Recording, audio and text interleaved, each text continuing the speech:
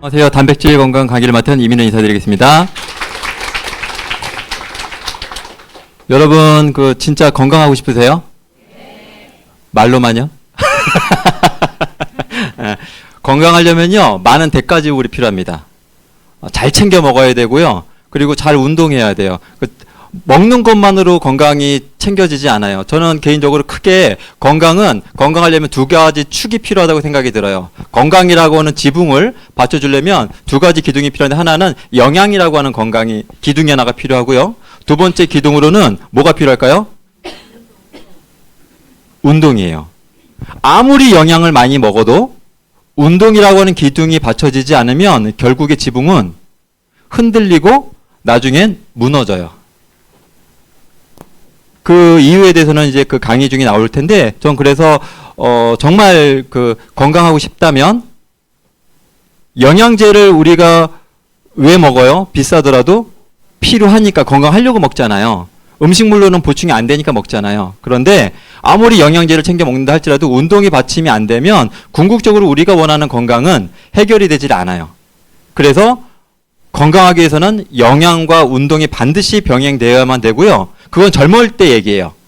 한 30대, 40대, 50대까지는 영양만 먹어도 어느 정도 건강이 버텨주는데, 60이 넘어가면 운동을 하지 않으면 영양을 먹어도 버티지를 못해요, 몸이. 왜? 근감소증이 엄청나게 빨라지거든요. 그래서 오히려 나이가 들면 오히려 더 운동을 많이 하고 더 단백질도 젊은이들보다 더 많이 먹어야만 실제로 건강해질 수 있는데, 그 부분에서 오늘 한번 나눠보고 싶고요. 지금 이렇게 앞에서 열심히 운동하고 있는 건 추경환 사장이에요. 요즘 열심히 같이 추경환 사장도 운동 정말 싫어하는 사람인데, 본인이 이제 스스로 좀 생각을 해서, 내가 정말 먹는 것만으로는 안 되겠구나. 그래서 정말 같이 좀 운동을 해야 되겠다 해서 지금 이제 미라클 모닝 하고, 그리고 나서 이제 내려가서 바로 운동을 했던 그 모습을 하나 좀 찍어봤는데요. 근육을 만드는데 운동과 단백질, 영양, 무엇이 더 중요할까요? 어떤 게 조금 더 영양이 더 많을까요? 근육을 만드는 데 있어서. 분분하네요. 네. 운동이 더 중요합니다. 운동을 하지 않고 단백질만 먹으면 근육이 만들어지질 않아요. 그래서 운동을 하면서 단백질을 먹어주면 근육이 만들어지는데, 운동을 하지 않고 단백질만 먹으면 우리 몸에서 쓸 수 있는 단백질은 한계가 있기 때문에 흡수가 안 되고 다 빠져나가 버려요. 아무리 많이 먹어도, 오소리를 많이 먹어도 내가 운동을 하지 않고 먹는다? 불필요한 거는 빠져나가 버려요. 그러니까 탄수화물 같은 경우는 우리 몸에 들어오면 남잖아요.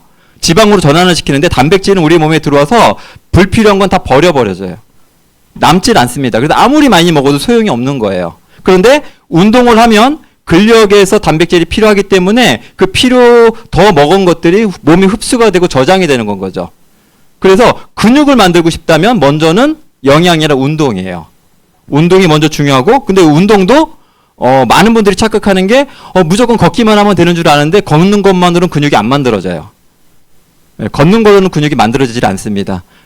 뒤에서 좀 설명을 드릴게요. 그래서 운동에서도 무산소 운동, 근력 운동이 먼저 선행이 돼야 되고요. 그리고 유산소 운동이 병행이 돼야 돼요. 두 가지가 같이. 그래야만 근육이 만들어질 수 있다 보시면 되고요. 단백질에서도 음식으로 먹을 수 있는 단백질이 있고, 또 보충제로 먹을 수 있는 단백질이 있는데, 그 부분도 함께 설명 한번 드려보도록 할게요. 자, 단백질, 영양부터 얘기를 해볼 건데요. 우리 단백질 많이 먹어요. 음식으로도 먹고 보충제로도 먹고 많이 먹는데, 그 이유는 크게 두 가지죠. 근육을 만들기 위해서, 근육을 더 늘리기 위해서. 보통 젊은이들은 벌크업이라고 얘기를 하거든요. 근육을 늘린다, 이렇게 벌크업 개념으로 많은 보충제들을 계란도 먹고 닭가슴살도 먹고 보충제도 먹고 하죠. 그리고 나이 드신 분들은 근육을 유지하기 위해서 또 단백질을 챙겨 먹습니다. 그런데 정말 안타까운 건, 젊은 사람들보다 나이 드신 분들이 근육이 더 빨리 소모가 되고 없어지거든요. 그런데 그러면 나 나이 들었으니까 그 단백질 먹어야지 하는데, 나이 들어 단백질을 대부분 못 먹어요. 왜냐하면 첫 번째, 이가 약해서. 저작이 안 되니까 고기류를 먹을 수가 없어요. 두 번째, 고기를 어떻게는 먹는다 치더라도 소화가 안 돼요. 나이가 드시면 고기가. 그래갖고 또 못 먹어요. 그러니까 나이 드신 분들은 어떻게 먹냐면 그냥 맨밥에 나물이나 뭐 김치나 뭐 이런 거 좀 얹어서 그냥 대충 먹거나 아니면 그것도 아니면 그냥 말아서 먹는 거 정도. 그래서 그냥 끼니를 때우는 정도지 거의 영양은 탄수화물밖에 없다. 거의 단백질을 꼭 먹어야만 되는데 왜? 근손실이 많으니까 나이 들수록 꼭 젊은이보다 더 많이 먹어줘야만 되는데 실제로 이런 식단을 보면은 단백질은 거의 못 드시고 있다라는 거죠. 그래서 나이 드신 분들이 근육 유지가 더 필요하기 때문에 꼭 단백질을 음식으로든 보충제로든 꼭 필요한 부분들을 젊은이가 아니라 운동하는 사람이 아니라 나이 드신 분들이 운동을 하지 않더라도 더 잘 챙겨 먹어야 된다는 걸 또 꼭 기억하셨으면 좋겠습니다. 그러면 이제 근육량이 줄어들면 우리 몸에서 어떤 일이 벌어지느냐? 대부분 젊은이들보다는 나이 드신 분들한테 근육량이 많이 줄어들죠. 그래서 지금 골다공증보다 더 무서운 게 근감소증이에요. 골다공증은 골절이 되면 그냥 시간이 지나면 붓잖아요. 근데 근감소증이 온 상태에서 골다공증이 오면 나중에 못 걸어요. 특히 이런 그 고관절 쪽이나 이런 쪽에 이제 그 넓적다리 쪽이나 이런 큰 뼈 중에 골절이 와서 되면은요, 이제 한 몇 달 누워 있어야 되잖아요. 그러면 근육이 많은 사람은 빠져도 괜찮은데 근육이 원래 없는 사람들이 골절이 와서 한 몇 달 정도 누워 있게 되면은요, 정말 그냥 넘어졌을 뿐인데 그 뒤로 못 걸어요. 평생 휠체어 타고 다녀야 되고요, 아니면 누워 계셔야 돼요. 너무 억울하잖아요. 그냥 넘어졌을 뿐인데. 그래서 몇 달 누워 있었을 뿐인데 심지어는 이 고관절 같은 경우 몇 달이 1년이 넘어가는 경우도 있어요. 누워 계셔야 되는 상황 자체가. 그러면 근육이 다리가 다 빠져서 못 걸어요. 너무 안타깝잖아요. 너무 속상하잖아요. 그래서 이런 근육량이 줄어들 문제점들이 있는데 첫 번째 관절 통증이 오죠. 예. 근육량이 부족하면 관절에 문제가 옵니다. 그 다음에 또 뼈에도 문제가 오죠. 그 다음에 되게 피곤하고요. 그리고 억울하게 근육량이 부족하면은요, 억울하게 살이 쪄요. 분명히 똑같이 먹었거든요? 근데 저 사람은 똑같이 먹고 나보다 더 먹었는데 살이 안 찌는데? 난 분명히 반 공기도 덜어내고 적게 먹었는데 살이 쪄요. 이게 무슨 차이냐면 근육량 차이예요. 근육량. 기초 대사량 차이가 나는 부분들이 있죠. 그래서 정말 여성분들은 제가 알아요. 제가 가장 많이 봐온 여자가 있거든요. 정말 운동을 싫어해요. 그분뿐 아니라 대부분의 여성분들이 운동 싫어하는 건 제가 알고 있는데, 근데 정말 건강하시려면, 그리고 정말 많이 먹고 살 안 찌시려면 운동을 하셔야 됩니다. 자, 단백질이 하는 일 한번 몇 가지 알아볼까요? 우리 몸에 우리가 가장 많이 알고 있죠? 단백질 하면 바로 근육. 이게 연결이 되잖아요. 그래서 근육을 만들어주죠. 심지어는 뼈도 단백질이 만들어줘요. 그리고 피부도 단백질이 만들어주죠. 우리 콜라겐이라고 하잖아요. 콜라겐도 단백질이 부족하면 안 되는 거죠. 그리고 효소를 만들어줘서 대사도 시켜주고요. 그리고 면역력이 떨어지신 분들이 되게 많아요. 그래서 이 백혈구, 적혈구 이런 면역에도 이 단백질이 부족하면은 문제가 생긴다. 그리고 영양소 운반하는데도 이 단백질이 하고 있죠. 이 단백질이 분해가 되는 것을 아미노산이라고 하거든요. 근데 이 아미노산에는 크게 두 가지가 있어요. 불필수 아미노산, 우리 몸에서 만들어지는 거 음식으로 충분히. 그런데 필수 아미노산은 우리가 음식을 먹어도 만들어지지 않는 거예요. 그래서 외부에서 반드시 넣어줘야만 되는 건데요. 여기 보시면 로이신, 이소레신, 발린이라고 하는 세 가지 그 아미노산이 위에 제일 첫 번째 줄에 있죠. 이거를 분지 아미노산이라고 그래요.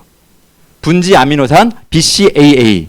그 우리가 단백질을 먹게 되면 뭐 족발을 먹던 닭가슴살을 먹던 뭐 소고기를 먹던 고기를 먹게 되면 간에서 대사가 되면서 그 고기 안에 있는 이런 아미노산들이 이제 분해가 되고 이 아미노산들이 우리 몸에 필요한 단백질로 다시 재합성돼요. 그래서 어떤 건 콜라겐, 어떤 건 엘라스틴이라고 하는 여러 가지 또 단백질로 만들어지고 합성이 돼서 배달이 시작이 되는 건 거죠.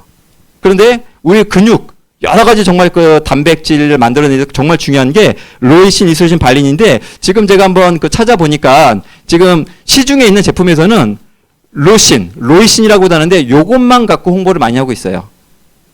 로이신. 이게 들어있으면 근육 합성이 즉각적으로 합성이 되기 때문에 이것이 들어가 있는 건 다 고가로 지금 단백질로 팔리고 있거든요.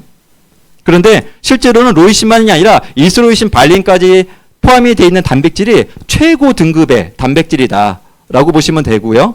그리고 나머지 단백질들은 이제 필수 아미노산인데 그런 것들도 이제 필요하다라고 보면 되는데 이 필수 아미노산은 어쨌든 우리 몸에서 만들어지지 않는다. 먹어줘야만 되는 거다라고 이렇게 좀 보시면 좋겠어요. 자, 그러면 이제 어떤 단백질을 먹어야 될까? 이게 정말 가불논박이 정말 심하고요. 정말 말들이 많죠. 크게 음식물에서 보면 동물성 단백질이 있고요. 식물성 단백질이 있죠. 보충제로도 동물성 보충제가 있고 식물성 보충제가 있어요. 그러면 이 동물성 단백질과 식물성 단백질 어떤 게 좋을지를 보면 이 헬스 트레이너들 속에서도 서로의 의견이 되게 다릅니다. 많이 달라요. 어떤 사람들은 동물성 단백질이 좋다, 어떤 사람들은 식물성 단백질이 좋다 하고 있는데요. 동물성 단백질이 좋은 이유는 아까 말씀드렸던 필수 아미노산 있죠. 그게 다 들어있어요. 그런데 단점은 우리는 단백질만 먹고 싶은데요. 소고기를 먹고 돼지고기를 먹잖아요. 분명히 단백질만 먹고 싶은데 거기에 따라 들어오는 게 있어요. 포화지방. 그러니까 지방에는 포화지방이 있고 불포화지방이 있잖아요. 불포화지방은 좋죠. 하지만 포화지방이 들어오는 건 우리 몸에 문제가 되고 콜레스테롤을 또 올리기 때문에 동물성 지방 이 단백질을 먹는 분들은 이제 그게 약간 걱정이 되는 거예요. 그래서 실제로 트레이너들 중에서 동물성 단백질을 이렇게 운동할 때 있잖아요. 그냥 운동할 때 말고 이제 대회를 나간다거나 이제 그럴 때는요 하루에 600g에서 막 1kg씩 먹거든요. 그러니까 소고기 1kg를 하루에 먹는 거예요. 매일. 좋을까요? 돈도 많이 들고요. 네, 돈도 많이 들지만 그 소고기 안에 있는 단백질을 먹기 위해서 포화지방과 콜레스테롤 지방이 같이 막 올라가게 되니까 그래서 그 헬스 하시는 분들이 아이러니컬하게도 간 지방간이 상당히 많고요. 그다음에 신장 쪽에 안 좋은 게 있어요. 그다음에 심장 쪽에 무리가 와가지고 그런까지 간 사람들은 뭘로 바꾸냐면 식물성 단백질로 바꾸는 거예요. 우리 물고기에서 만든 단백질도 있거든요. 그 많이들 먹습니다. 운동하시는 분들이 닭가슴살만 먹진 않아요. 그래서 그런 동물성엔 장점과 있고 단점이 있고요. 또 식물성에도 장점과 있고 단점이 있죠. 식물성엔 장점은 어떤 게 있냐면 포화지방과 콜레스테롤은 거의 없다고 보시면 되는데 필수 아미노산이 부족해요. 단백질 콩 같은 경우 있죠. 그런 부분들이 있어요. 그래서 여기에 보시게 되면은 많은 그런 것들이 있는데 일단 어떤 것들을 우리가 음식에서 이거 섭취하면 좋지만 번거롭기도 하지만 일단 소고기, 닭고기, 돼지고기, 육류에 의한 단백질은 어떤 게 취약하냐면 사료를 먹이잖아요. 풀을 먹이지 않아요. 풀을 먹이지 않고 사료를 먹이기 때문에 그다음에 항생제, 성장 촉진제 이런 것들 많이 주사를 하죠. 그렇기 때문에 그 우리가 먹는 육류에 그것이 다 포함돼서 우리가 계속 먹게끔 돼요. 그래서 돼지고기 먹고 설사하시는 분들 있죠. 소고기 먹으면 설사하지 않는데 돼지고기 먹으면 설사하시는 분들이 있는데 왜 그러냐면 돼지고기는 항생제를 좀 더 많이 넣어주고요. 그리고 돼지고기는 기본적으로 찬 음식이에요. 그래서 몸이 음인인 사람들이 돼지고기를 먹으면 몸이 더 냉해지기 때문에 바로 설사. 근데 그 체질보다는 항생제 때문에 설사하는 경우가 더 많습니다. 소보다는 돼지의 항생제를 더 많이 투여하거든요. 그래서 우리 그 항생제 약 같은 거 먹으러 갔다가 항생제 먹으면 설사하는 경우들이 많잖아요. 장이 약해져 갖고 바로 버려지는 건데 어제 그런 문제점들이 있죠. 자, 그러면 육류는 별로 안 좋은 것 같아. 이런 그런 항생제, 성장 촉진제 같은 것들이 있으니까 그러면 어류 있잖아요. 연어, 고등어, 참치 여기도 이제 단백질이 있는데 어류, 생선 이런 거 회 많이 드신 분들이 그 양자 분석하면은 배신감을 느끼는 게 하나가 있어요. 수은. 양자 분석을 했을 때 수은 높으신 분들은 다 보면요. 거의 10명 중에 9명 이상은요. 다 회, 물고기, 그 다음에 김, 미역, 조개 이런 어패류 있죠. 이런 거 좋아하시는 분들은요. 수은 중독이에요. 다. 그러니까 이분들은 너무 황당한 거죠. 난 고기 이거 먹으면 너무 몸이 산성화되고 염증화돼서 난 그래도 물고기는 좀 낫겠지. 물고기 먹었는데 왜 내가 수은 중독이야. 이건 말도 안 돼. 이런 분들이 정말 되게 많거든요. 그래서 물고기 많이 좋아하시는 분들도 수은으로부터 자유할 수가 없기 때문에 물고기 많이 먹는 것도 우리 몸에서 결코 좋지 않다라고 보시면 좋겠고요. 그러면 달걀은 좀 좋을까요? 달걀? 이제 다 안 좋을 것 같죠? 이 패턴 자체가. 계속 안 좋은 것만 얘기하니까 달걀은 뭐 예외사항이 있겠어요? 달걀도 마찬가지죠. 왜요? 달걀을 낳은 닭이 사료를 먹이잖아요. 방목을 하지 않잖아요. 사료를 먹이잖아요. 그리고 닭은요, 진짜 약해요. 그러니까 이 닭장의 케이지 이렇게 고속도로 같은 데 가다가 보시면 이렇게 쭉 가는 거 보면은요, 닭들이, 다리가 꺾여 있는 닭들이 되게 많습니다. 그러니까 우리가 먹는 닭다리는 괜찮지만 그 밑에 다리 있잖아요. 닭발. 그게 꺾여져 있는 닭들이 되게 많아요. 부러져 있고 골절돼 있고. 왜? 무게를 못 버텨가지고. 그리고 얘네는 큰 소리 나면은 그 기절해서 죽어요. 그 정도 심장이 되게 약해요. 왜냐면 우리 뚱뚱하면 심장이 좋아요, 약해요? 뚱뚱하면 심장이 되게 과부하가 걸리거든요. 닭들도 마찬가지예요. 닭들은 엄청나게 빨리 키워내거든요. 보통 한 3달, 4달에 키워야 될 걸 성장 촉진제, 팝콘 치킨이라고 해요. 팝콘 치킨. 우리가 먹는 거 다 팝콘 치킨이라고 보시면 되거든요. 빨리 성장 촉진제를 넣어가지고 애들이 한 서너 달 키워야 될 걸, 6개월 키워야 될 걸요, 한 달 반 만에 키워내는 거예요. 엄청 몸이 약한 상태에서 이제 우리가 먹게끔 되는 부분들이 있죠. 그런 닭이 낳은 달걀이 좋을 리는 없고요. 이 달걀도 항생제 범벅에 좋을 게 하나도 없는 부분들이 좀 있죠. 우유는요? 소에서 나와서 예외사항이 없죠. 자, 그러면 그럼 제가 동물성만 너무 있으니까 식물성은 괜찮을까? 식물성은 괜찮을까요? 자, 우리가 식물성 단백질 중에 제일 많이 먹는 게 콩이잖아요. 콩인데 어떤 걸 제일 많이 먹냐면 대두에서 나온 걸 많이 먹거든요. 두부도 다 대두를 만들잖아요. 근데 이 대두는 종자가 90%가 이상 다 유전자 변형이에요. 근데 우리가 유전자 변형에 대해서 좀 잘 이해할 필요가 있는 게, 유전자 변형 콩? 그래? 그 유전자 변형에서 나쁘겠지. 근데 우리 지금 시중에 보면 과일들 있죠. 요즘 과일들이 정상 과일이 아니고 다 유전자 변형 과일이거든요. 어떻게 대추가 사과만 해요? 예? 어떻게 고추가 이렇게 커요? 유전자 변형한 요즘 그 야채, 과일 엄청 많거든요. 그러니까 지금 정상적인 애들이 없어요. 그러니까 우리가 먹고 있었던 과거의 우유, 과거의 고기, 과거의 야채, 과거의 이런 과일들은 다 괜찮았어요. 왜? 정상적인 방법으로 재배가 됐으니까. 근데 지금 우리가 먹는 육류, 야채, 과일은 다 비정상적으로 지금 키워내고 있죠. 그래서 단마토 되게 좋아하시죠? 브릭스가 높아서. 그거는 드시면 안 돼요.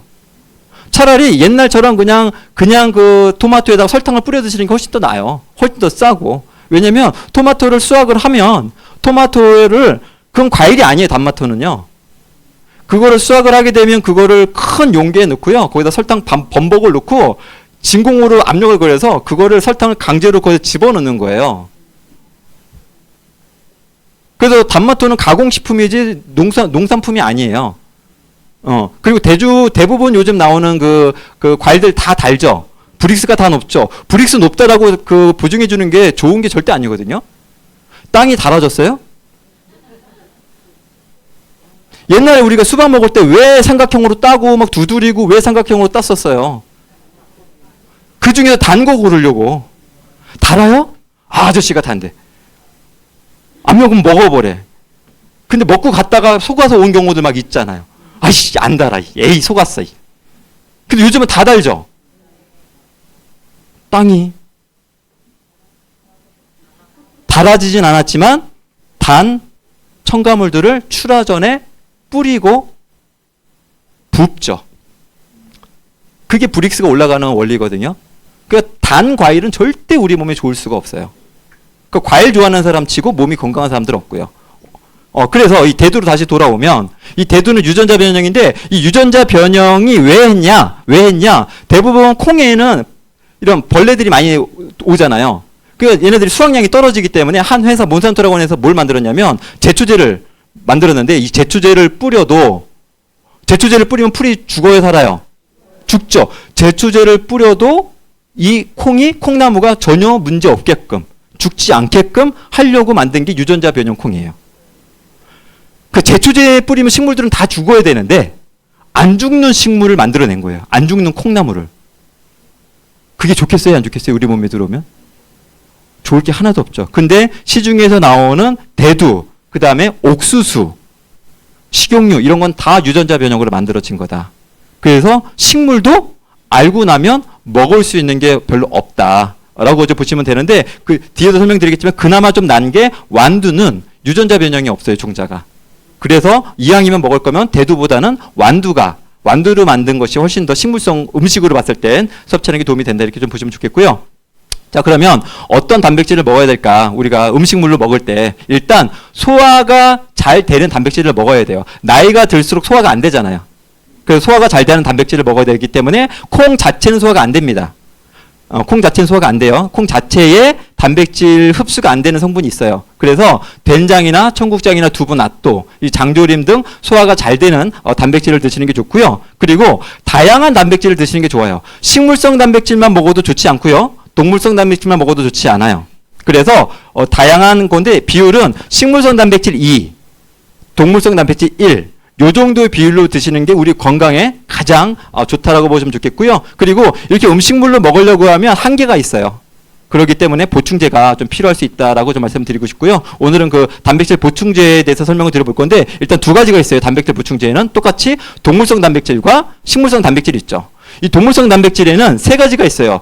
WPC라고 하는 농축지유청 단백질인데, 우유에서 이렇게 치즈를 만들어내기 위해서 가공을 하다 보면은요, 위에 이렇게 뜨는, 엉겨 묻는 성분들이 있어요. 우리 그 두부 만들 때도 마찬가지죠. 두부를 간수로 이렇게 넣으면 이렇게 두부가 이제 뭉치잖아요. 그런 것처럼 우유도 이렇게 위에 뭉치는 것들이 있는데, 얘가 웨이 프로테인이라고 해서 이게 유청 단백이에요.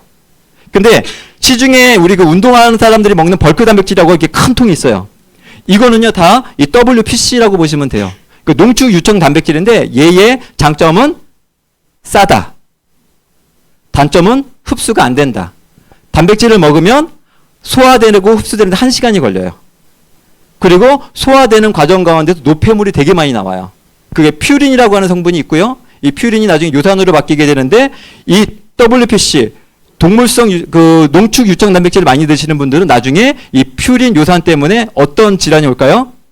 통풍이라고 하는 질환이 생겨요. 이 통풍은 하얀 이 요산이라고 하는 결정체인데, 얘가 옛날에는 발에만 오는 줄 알았어요, 통풍이. 그런데 요즘은 전국구예요. 그래서 발에만 있지 않고 손에도 오고요. 손에도 통풍을 일으킬 수 있어요. 그 얘가 관절로도 가요. 그 남자 쪽은 그 요관 있죠? 요관에 얘가 가서 요로 결석도 이 요산 때문에 그렇고요. 그리고 이 요산이 어디로도 가냐면 관절에도 가서 쌓여요. 그 관절이란 곳은 다 가서 쌓여요. 어깨 쪽. 어떤 걸 찍어봐도 전혀 문제가 없는데 이유 없는 어깨 통증, 요산이 문제가 될 경우들도 있습니다. 그러니까 혈관에도 쌓이고요. 그러니까 우리 몸에 쌓일 수 있는 곳은 다 쌓인다, 이 요산이. 그거는 이 WPC를 많이 먹었을 때, 그리고 또 퓨린 성분이 있는 이런 그 일반 음식들 있죠. 고기류 이런 거 먹을 때도 마찬가지예요. 그래서 우리가 치맥하면 통풍 온다라고 하지만 실제로 그러면 고기만 문제냐? 아니요. 맥주에도 퓨린 성분이 많아요. 그래서 장이 안 좋거나 이렇게 분들은 맥주는 안 드시는 게 좋습니다. 다른 걸 드시는 게 좋아요. 자, 그래서 이렇게 떠 있잖아요. 떠 있는데 여기에는 이 WPC는 단백질도 있지만 유당도 있고 지방도 있어요. 그래서 WPC를 드시는 분들은 어떤 문제가 있냐면 설사를 할 수 있어요. 이 유당 때문에. 그리고 가스가 찰 수 있어요. 싸기는 하지만. 근데 뭐 장이 좋은 사람들은 상관이 없죠. 근데 장이 약한 사람들은 이 WPC는 먹으면 독이에요. 안 드시는 게 좋고. 그러면 WPI는 뭐냐? 이 WPI는 분리한 거예요. 분리 유청 단백인데 뭘 분리했느냐? 여기 안에 있는 유당과 지방을 분리한 거다. 그러니까 WPI 단백질을 먹으시는 분들은 설사를 할까요? 안 할까요? 안 하죠. 유당이 없으니까. 지방도 좀 빠졌고. 그래서 조금 더 순도가 높죠. 근데 WPH는요. 여기 보시면 이게 단백질인데 여기는 이제 덩어리로 돼 있잖아요. 근데 이 WPH는 얘가 어떻게 돼 있어요? 덩어리에 쪼개져 있어요? 나눠져 있어요. 그러니까 저는 예전에 이렇게 그 소비자분들한테 이렇게 얘기하거든요. 자, WPC는요. 그냥 고기 덩어리예요. 고기 덩어리. WPI는 이걸 다진 거예요. 우리 동그랑땡 할 때처럼 다진 거예요. 칼로 막 다진 거예요. WPH는 믹서기로 갈아버린 거예요. 그러면 덩어리로 이 고기 덩어리를 먹었을 때랑 다진 걸 먹었을 때랑 갈아버린 걸 마셨을 때랑 어떤 게 흡수가 더 잘 되겠어요? 그게 바로 WPH라고 보시면 돼요. 이 WPH가 단점은 뭐냐면 가장 비싸요. 근데 WPH는 섭취하면 5분 이내로 우리 근육으로 바로 흡수가 돼버려요. 그러니까 나이 드신 분들한테도 좋고요. 그래서 이 WPH 같은 경우는요, 유일하게 분유에 쓸 수 있어요. WPC는 분유에 못 써요. 애들이 소화기관이 약하기 때문에 WPC는 소화 흡수가 안 됩니다. 분유에는 못 써요. WPI도 좋지만 분유에는 못 써요. WPH 가수분 일종 단백질만 쓸 수 있는데 우리가 먹고 있는 오소린이 바로 이 WPH 단백질이다. 오소린 정말 좋죠. 네, 그렇게 좀 보시면 좋겠고요. 그 다음에 식물성 단백질에도 종류가 아까 얘기했던 것처럼 대두 단백질을 제일 많이 써요. 왜요? 싸니까. 원가가 싸니까 제일 많이 만들어낼 수 있어요. 소비자가 봤을 때 같은 금액인데 엄청 많아. 싸니까 많이 만들어낼 수 있어요. 근데 이걸 많이 먹게 되면 장 문제도 있고 그 다음에 나중에 요산, 통풍의 문제가 반드시 올 수밖에 없습니다. 그래서 운동 많이 하시는 분들은 신장이 다 안 좋아요. 겉보기는 좋은데 콩팥이 다 건강에 안 좋습니다. 간도 안 좋고요. 그래서 그 트레이너들도 바꾸는 게 이제 식물성을 먹는다면 이제 완두단백. 완두단백은 유전자 변형 종자가 없다고 그랬잖아요. 그리고 이 완두단백은 필수 아미노산이 조금 부족해요. 고기에는 충분한데 식물성이 좀 부족하다고 했잖아요. 그래서 이 완두단백으로는 유전자 변형의 문제는 없지만 단백질 자체가 조금 불완전하기 때문에 현미에서 어떻게 뽑아낼까? 그 조그만한 데서 단백질을. 참 신기한데요. 이 과학자들이. 현미에서도 뽑아내갖고 그 불충분한 거를 완두와 현미를 같이 넣어놓은 단백질이 있습니다. 근데 시중에 보면 제가 찾아보니까 완두 단백은 조금 있더라고요. 시중에. 고가긴 하지만. 그런데 현미 단백은 거의 없어요.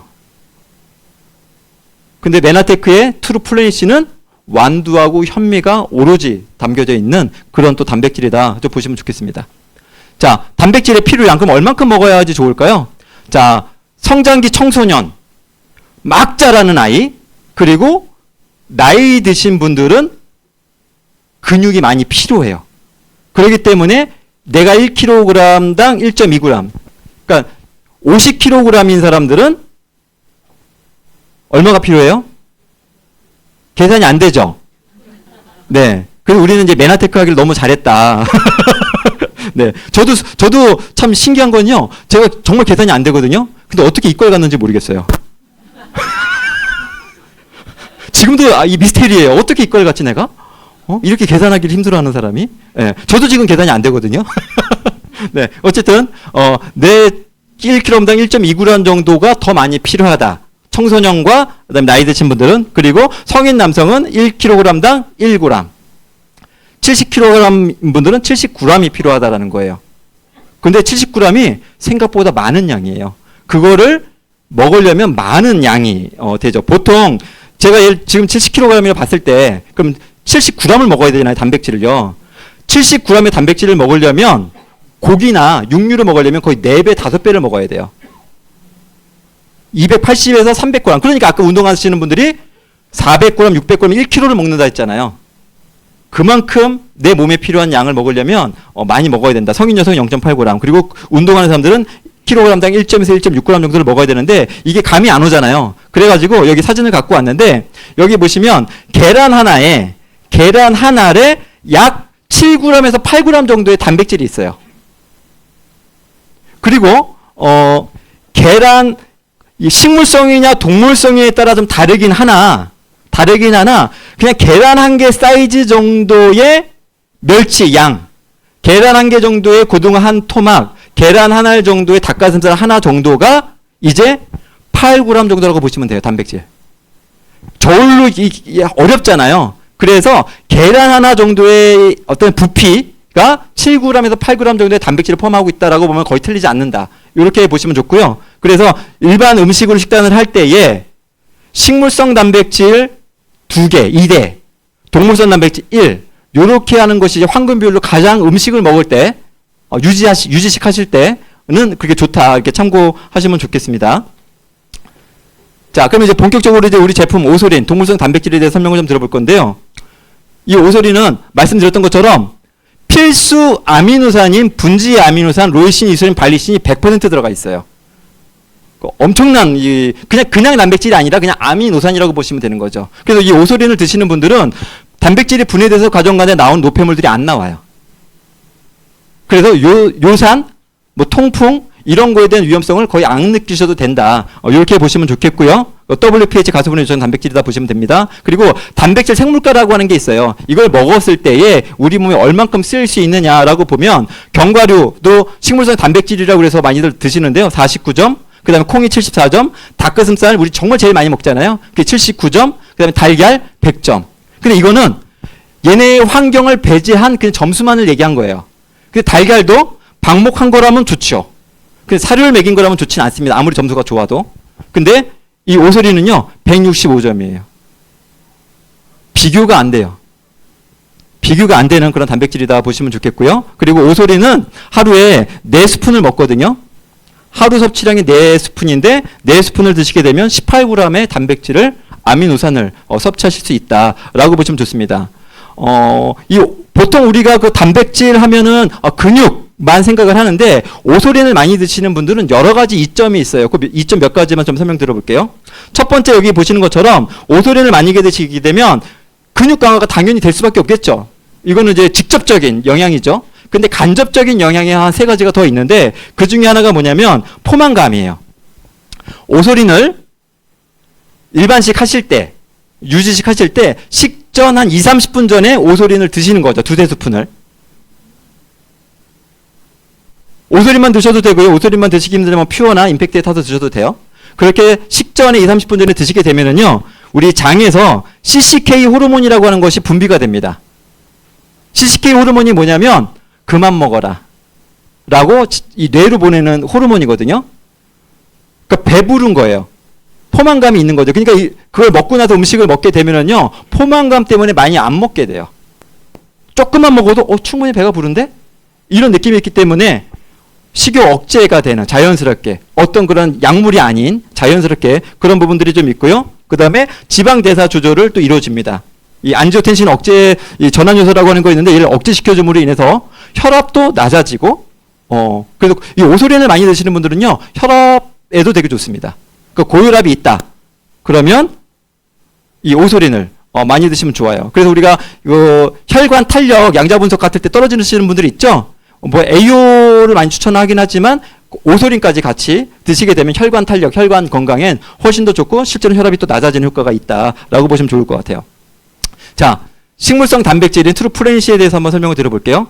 식물성 단백질인 이 트루프렌시는요, 일단 100% 넌GMO다. 유전자 변형콩이 들어있지 않다. 그리고 완두와 현미로 완전 식물성 단백질을 만들어냈다 보시면 좋겠고요. 이 한 포를 드시게 되면 하루에 20g 정도를 섭취하실 수가 있습니다.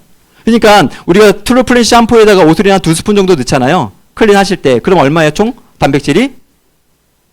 32g. 플레이치는 20g이죠. 그 다음에 오소린 한 스푼이 6g이거든요. 그 2스푼이면 12g이잖아요. 그러면 32g의 순수 단백질을 섭취하게 되는 건 거죠. 이 아미노산 형태로. 그러니까 너무너무 좋은 단백질이라고 보시면 좋겠고요. 그리고 이 트루프렌시는 운동뿐만이 아니라 아침 한 끼나 간식으로도 너무 좋죠. 왜냐하면 이 한 포에는요, 식이섬유 5g의 식이섬유와 탄수화물, 단백질, 그 다음에 식물성 오메가3, 유산균, 그 다음에 엠브로토스라고 하는 우리 몸에 흡수시켜줄 수 있는 이 영양소와 비타민, 미네랄이 충분히 있거든요. 그래서 이 단백질을 드시는 분들이 강구하는 게 뭐냐면 오소린을 많이 먹는 게 좋은 게 아니에요. 왜냐하면 우리 몸에는 식물성 단백질과 동물성 단백질의 비율이 되게 중요하거든요. 1대1을 넘어가면 안 돼요. 식물성이 동물성 1이어야 되는데 1대1 정도까지는 괜찮지만 오소린을 많이 먹게 되면 식물성보다 동물성 비율이 높아지게 되죠. 근데 이것만 많이 먹는 분들이 있는데 이거를 많이 먹게 되려면 단백질을 연소시켜주는 게 뭐죠? 단백질을 소화시켜주는 게 비타민, 미네랄. 그러니까 오소린을 늘리고 싶다면 비타민, 미네랄까지 늘려주셔야 돼요. 비타민, 미네랄을 늘리지 않고 오소린만 많이 늘리게 되면 결국엔 불완전 연소로 인해서 또 요산의 위험성이 있을 수밖에 없다라고 보시면 좋을 것 같습니다. 자, 그러면 어떤 조합으로 섭취하면 가장 좋으느냐? 가장 일반적인 경우는 트루프니시 한 포, 오소린 2스푼, 그 다음 물 350ml 정도에다가 타서 드시게 되면 한 끼 식사로도 너무 좋고요. 운동 후에 드셔도 좋죠. 저 같은 경우는 아침에 운동을 좀 하는 편인데 저는 이제 내가 헬스를 하러 간다. 운동을 하러 간다. 그럼 일어나자마자 저는 음양탕 마시고 나서 바로 하는 게 뭐냐면 임팩트 플러스 한 포, 트루퓨어 한 포, 오소린 한 스푼을 쉐이크통 저는 1000ml짜리 쓰거든요. 물을 원체 많이 먹으니까 운동할 때는. 그래서 1000ml에다가 임팩트 하나, 트루퓨어 하나, 오소린 하나를 넣어서 운동하는 중에 계속 먹어요. 예. 그러고 나면은요, 몸이 엄청 좋죠. 그리고 운동하려고 왔다. 그러면 플레인시, 오소린 또 운동하고 와서 또 섭취해 주죠. 그렇게 되면 근육량이 실제로 이렇게 올라갈 수가 있다. 좀 이렇게 보시면 좋을 것 같고요. 그리고 이 오소린 단백질과 함께 메나붑을 같이 드시면 콜라겐, 피부 쪽으로 상당히 도움이 좀 많이 되기 때문에 나는 좀 피부 쪽 주름을 좀 피고 싶어, 난 탄력을 좀 주고 싶어. 그러면 이 플레이시 오소린 드실 때 뭐까지 같죠? 메나붑까지 같이 드시면 훨씬 더 좋다. 이렇게 보시면 좋아요. 그런데 이 단백질을 먹고는 싶은데 간이 안 좋거나 신장이 안 좋아서 나 이거 좀 주저되시는 분들이 있어요. 이제 그런 분들은 이렇게 보시면 좋아요. 많이 먹어서 문제, 과유불급이에요. 탄수화물이 좋아요, 나빠요? 탄수화물은 우리 몸에 필요한 에너지원이에요. 많이 먹어서 문제인 거죠. 자, 설탕은 우리 몸에 좋아요, 나빠요? 이제 교묘해지셨어요. 설탕은 많이 먹으면 나쁘죠. 근데 저혈당 온 사람한테 설탕은요, 약이에요. 생명을 살리는 약이에요. 이 당은요. 단백질도 많이 먹어서 문제지 단백질 안 먹으면 문제가 생기는 거거든요. 그런데 아무리 간이 안 좋고 아무리 신장이 안 좋아도 내 킬로그램당 0.8g 정도의 단백질은 신장에 간에 어떤 문제가 있어도 전혀 상관이 없어요. 우리 신장에 여러 가지 그 수치들이 있잖아요. 크레아틴부터 여러 가지 수치들이 있는데 어떤 상황이라 할지라도 0.8g 이하는 전혀 문제가 없다. 신장에 문제가 있어도 신부전증이 됐던 투석이 됐던 어떤 상황이라도 상관이 없다. 이렇게 보시면 좋겠고요. 그 다음에 간도 마찬가지예요. 그래서 실제로 바이러스로 인해 간에 문제가 생길 땐 고단백이 훨씬 더 좋다. 단백질 더 많이 먹어야 된다. 간이 안 좋은데 거꾸로. 하지만 말기 간경화 환자한테는 이 단백질이 많은 양이 과한 것은 좋지 않다. 그래서 그때그때 다른 거지 무조건 우리는 어떤 거에 있냐면 야 이거 안 좋대. 야 그거 좋대. 이게 아니라 각 사람에 따라서 상황이 다 다르다. 이렇게 좀 보시면 좋을 것 같아요. 자, 운동에 대한 부분 조금 얘기하고 이제 마치도록 할 텐데 영양보다 운동이 더 중요하다고 했죠. 그럼 운동을 어떻게 하는 게 중요하냐 보면 많은 사람들이 운동하면 걷기를 생각해요. 그럼 많이 걷는 게 좋을까요? 자, 얼마를 걸어야 좋을까요? 5,000보, 6,000보, 10,000보, 심한 사람들은 막 20,000보도 걷거든요? 야, 10,000보다 20,000보가 낫겠지. 그럼 살 더 빠지겠지. 그렇게 생각하셨던 분들은 오늘 충격받으실 거예요. 이 그래프를 보면.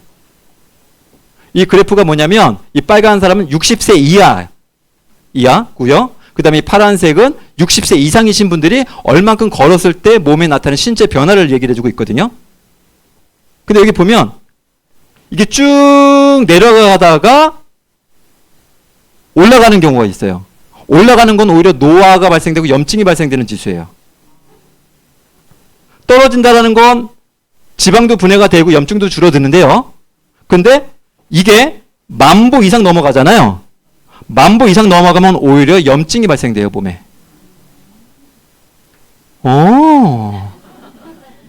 뭐야, 배신이야. 나 열심히 걸었는데 무조건 1시간만 2시간씩 그 추울 때 더울 때 막 걸었는데. 나이 드신 분들은 더 심하고요.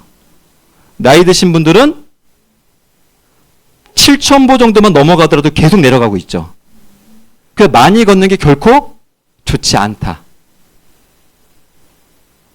오히려 걷는 것보다는 걷는 건 솔직히 말씀드리면 운동에 1도 도움이 안 돼요. 살 빠지는데. 기분 전환엔 도움이 됩니다. 짜증날 땐 도움이 됩니다. 그런데 내가 걸어서 살 빼려고 하면 그거는 소용이 없어요. 근데 차이가 하나 있어요. 천천히 걸을 땐 살이 안 빠지는데 운동이 안 되는데요. 빨리 걸을 때는 운동이 돼요. 자, 그러면 빨리 걸을 때는 어느 정도로 걸어야 되느냐? 러닝머신 속도로 본다면 6km예요. 6km를 걷는 거죠. 그건 이 정도가 아니에요. 6km는 거의 뛸 정도죠. 그래서 큰 걸음으로 이 정도가 한 6km 정도 되거든요. 런닝머신에서도 한 이 정도로 계속 제자리에서 걸을 정도. 그 다음에 뭐 요즘 맨발 걷기도 하고 많이 하시잖아요. 그걸 걸을 때도 이 정도 속도로 6km 정도. 그러면 이게 우리가 그냥 걸을 때 이게 없잖아요. 워치가 있는 분들은 상관없지만 워치가 없는 분들 어떻게 하시면 좋으냐면 1km를 한 9분 정도에 걸을 수 있으면 6km 정도로 걷는다 보시면 돼요. 그 정도로 하면은 빨리 걷기가 되는 거고, 그렇게 하면 살 빠지는데 도움은 돼요. 그런데 그냥 걷는 거 있죠. 하나도 살하고는 연관이 없고 그냥 나 오늘 만족해서 나 오늘 걸었잖아. 그냥 또 먹어도 되잖아. 자기 만족이지 운동과는 별개다. 그냥 천천히 걷는 건 그렇게 좀 보시면 좋겠고요. 그리고 그래서 요즘 얘기하는 게 뭐냐면 차라리 적당히 뛰고 많이 걷지도 말아라. 많이 걷는 게 좋은 게 아니라는 거죠. 이 말은 뭐냐면 많이 뛰는 것도 좋지 않아요.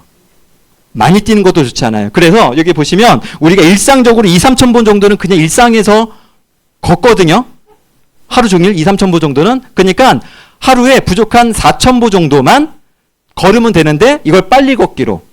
그건 그러면 4천 보는 얼마 정도 걸리냐? 한 30분 정도만 걸으면 충분하다. 그러면 우리가 필요한 운동 효과가 볼 수 있다고 보시면 좋겠고요. 자, 그러면 달리기의 효과. 우리가 이 보통 그 마라톤 선수들만 이 러너스 하이, 조거스 하이라고 하는 것들을 느낀다고 했는데 실제로는 그렇진 않대요. 우리가 1분에 120회 정도의 심장 박동수로 30분 정도만 달려도 그 조거스 하이, 러너스 하이를 느낄 수 있다는 건 거죠. 그래서 우리가 달리고 오면 어떤 게 있냐면 기분이 되게 좋아져요. 일단 짜증이 사라져요. 예민해지지가 않아요. 네. 그래서 상당히 좋다라고 좀 보시면 좋겠고요. 그러면 어떻게 달려야 될까? 제가 이걸 한번 제가 달려본 걸 보여드리는데 첫 번째는 달린 건 아니에요. 이거는 걸은 거예요. 한 46분 정도를 걸었어요. 이게 걸은 게 한 키로가 한 2.5km? 3km 정도 되네요. 3km를 그 송도에 맨발 걷기 만들어진 데 아세요? 송도 달빛축제공원역에 그 옆에요. 편도로 500m예요. 왔다 갔다 하면 1km. 완전 황토.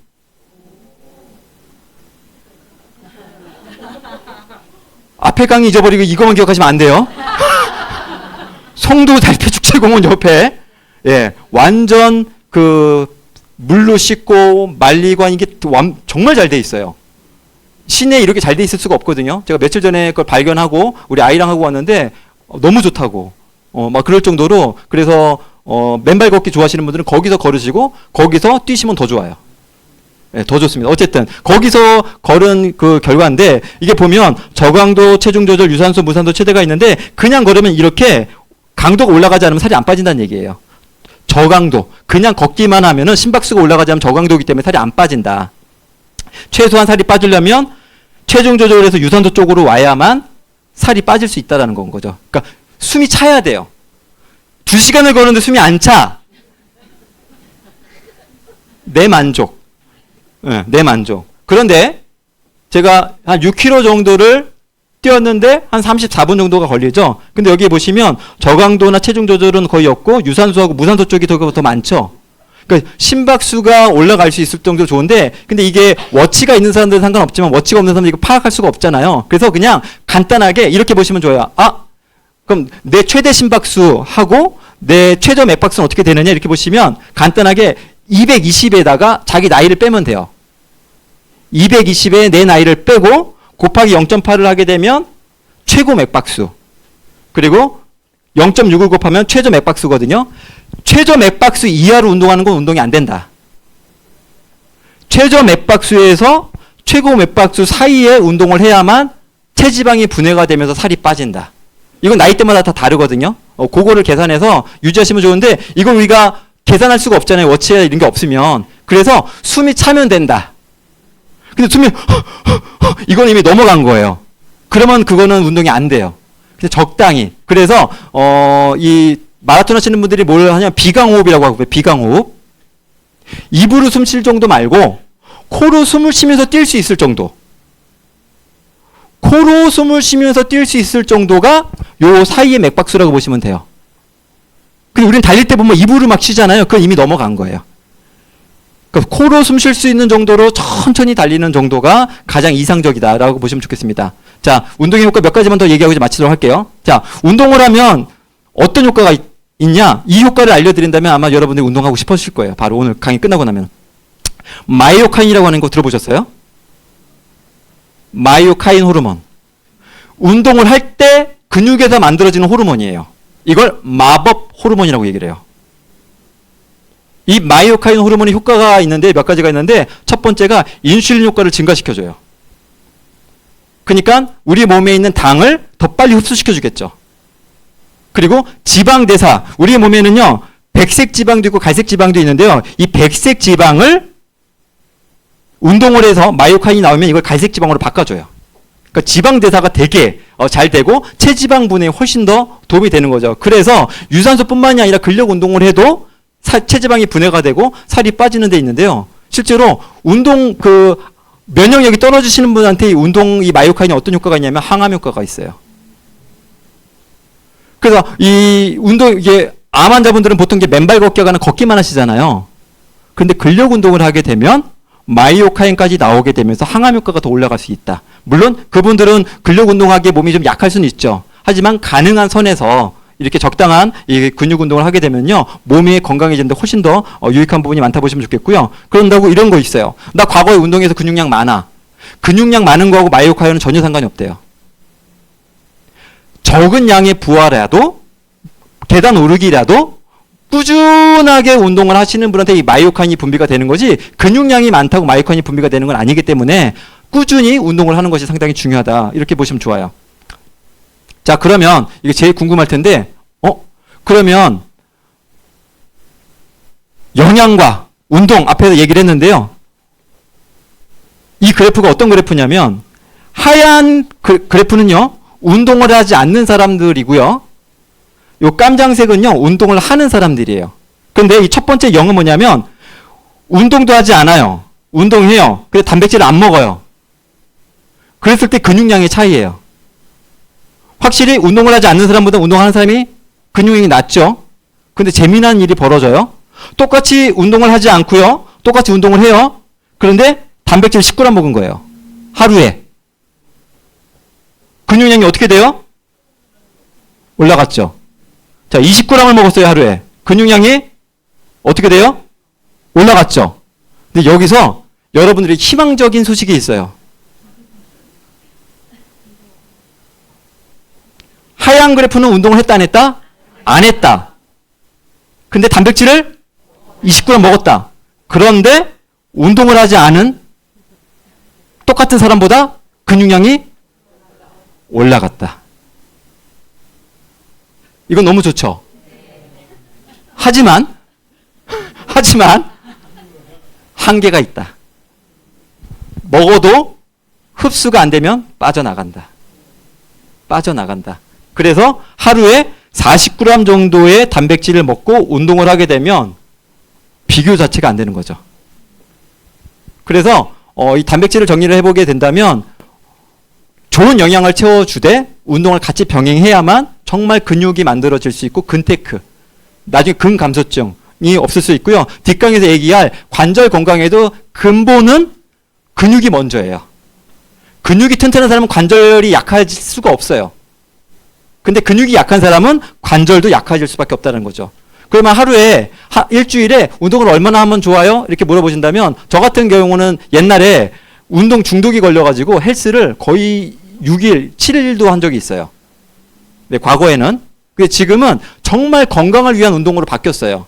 그래서 그냥 일주일에 상체 하루, 하체 하루, 헬스는 2번 정도. 그 다음에 나머지는 가능하다면 30분 정도는 그냥 러닝 가볍게. 옛날엔 15km까지 뛰었었거든요. 한 번 뛸 때. 최대 15km까지 뛰어봤는데 그거는 건강이 아니라 이건 욕심이고 몸에는 안 좋더라고요. 실제로. 그래서 그냥 하루에 30분 정도만 뛰더라도 건강에는 충분히 좋다. 이렇게 생각하시면서 단백질 강의를 마치고요. 이제 2교시 때 뵙도록 하겠습니다. 수고하셨습니다.